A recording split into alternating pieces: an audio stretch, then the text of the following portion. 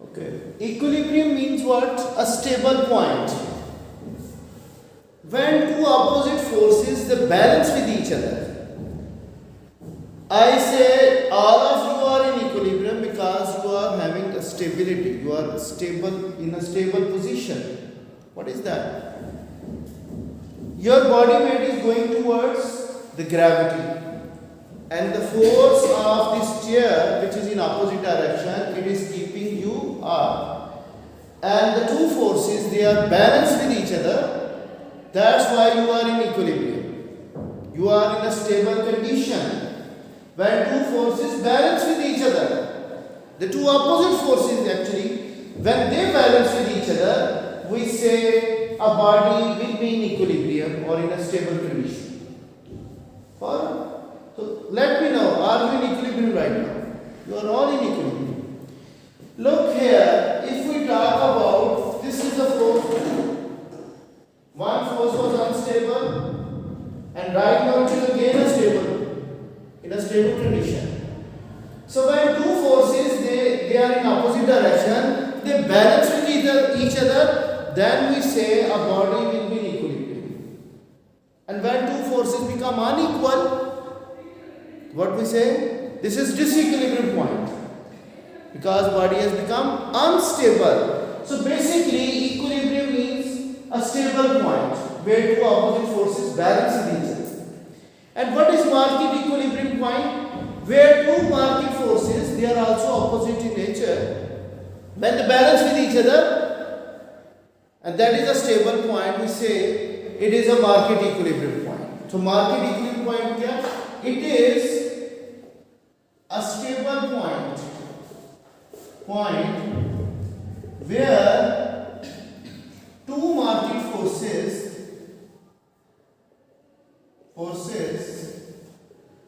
balance with each other. Can balance with each other.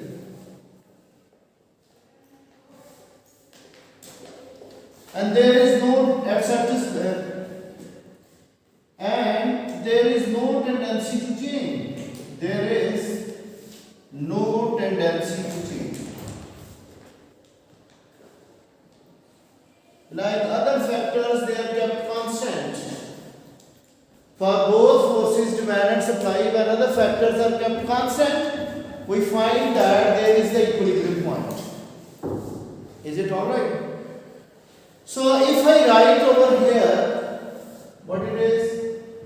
This is quantity demand and quantity supplied now. Quantity supplied and quantity demanded both are taken on the one axis. Previously we were studying demand and supply separately. Now I am bringing both of them in single diagram, into single axis. So here I have drawn this demand curve which is downward sloping. What do you mean by downward sloping demand? It means that when price is falling, there will be increasing quantity demanded by the consumers. At such asparagus, when other factors are kept constant. And what is supply? It is upward sloping. It has positive relationship with the price of the product. Alright, both demand and supply we studied separately. Now both of them are brought into a single diagram. So this is their intersection point. Their intersection point, like where demand and supply, they are just intersecting to each other. That is called market equilibrium point. So actually, at this equilibrium point, whatever the quantity is demanded by the consumers, it is supplied at this price. What is consumer behavior? They will demand more quantity when price is falling. And what is producer behavior? They will supply more when price is increasing. But at equilibrium point, whatever the quantity was demanded in the market by all the consumers, that is equal to the quantity supplied by all the sellers in the market at this price. Suppose this is the price 100 and 500 units they are demanded and supplied in the market. Okay? So at this price, the 500 quantity was demanded by the consumers and 500 was the supply of this product in the market by all the sellers. So whatever was demanded, it That's why we say the two forces, demand and supply, they balance with each other, and when they balance with each other, and we find this is the equilibrium point, this is the equilibrium quantity, this is equilibrium price, this is the stable point. Alright?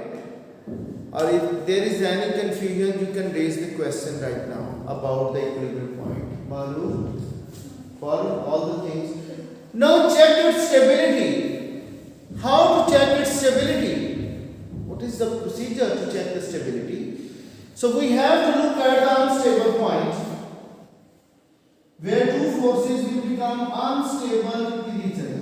Now see, if we find that the market price is lying below the equilibrium point, suppose now price is 50, this is P1, this is what?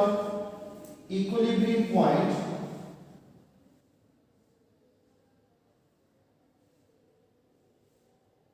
This is market equilibrium price. But market price is below the equilibrium point. So when its price is lower than equilibrium, what do you see? The two market forces, they become unequal. How? More is demanded. You can say 700 units are demanded by the consumers at this price. Whereas the sellers, they are ready to sell only 100 units. So this is quantity supplied at this price, and this is quantity demanded at this price. What do we find over here? Excess demand or shortage of the goods. What it is? Now quantity demanded, that is going to be higher than quantity supplied. So this is called what? Shortage. Or we say there is excess demand of these goods at this price. So two forces, they have become unequal at this price. So when two market forces, they become unequal, we say this is unstable point. What it is? It is unstable point. It is not a stable one. So what happens? Do you think this price can sustain in the market? Only these number of units will be provided to the consumers because they are only supplied. And the rest of the consumers will not be able to get the product in the market because it is not supplied in the market by the sellers. So this shortage of goods will put pressure on the market prices to go up. Now see, sellers will be increasing the supply when consumers are offering a higher price. Now we see the movement along both the supply and demand curves. When price is going up, consumer demand will be contracting, or we can say rationing. Consumer demand, quantity demand is moving along the curve and they are offering more price. Okay, the producers, they will be encouraged to supply more units when the price in the market is offered to them that is higher than this 50 price. Okay, so again this shortage will put pressure on the prices to go up towards the stability or equilibrium point. So at this equilibrium point, what do we find? We find again the same quantity that was demanded and supplied by the consumers and producers. So here at equilibrium, we find no shortage. Shortage is a disequilibrium point. It is what? It is unstable point. It is unstable or disequilibrium point where two forces, they are unbalanced with each other, and at equilibrium, due to increase in price, the shortage of the product will be removed. We don't find any type of shortage at equilibrium point. Okay, now come towards another unstable point. What it is? When we find this thing, the market price is above the equilibrium. We can say here the price is 150. This is the market price which is lying above the equilibrium. Now at higher price, the sellers are ready to supply more quantity in the market. They are ready to supply more quantity in the market, whereas consumers are unwilling to buy more. They are willing to buy only this quantity. I can say, if there are 200 units which are demanded by the consumers at this high price, but sellers are willing to supply 800 units. Now what do we find? Here, quantity supply is in excess of demand. Supply is greater than demand at this price.